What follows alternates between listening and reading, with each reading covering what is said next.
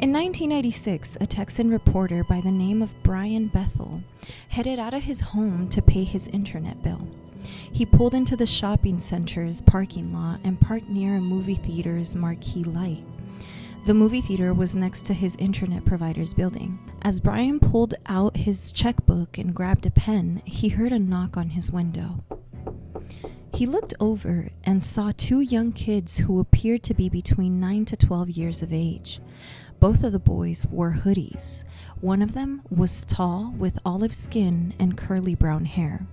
The other child was shorter with pale skin and orange hair. Brian cracked his window slightly.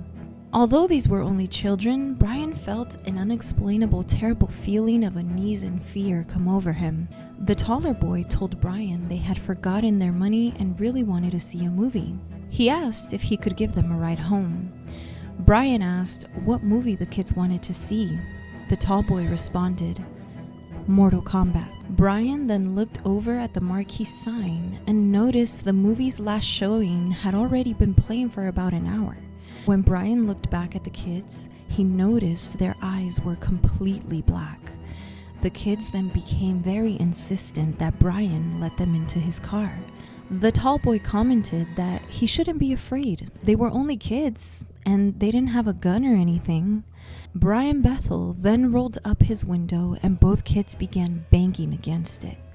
They began shouting, "We can't come in unless you tell us it's okay. Let us in." Brian turned his car on and proceeded to drive away.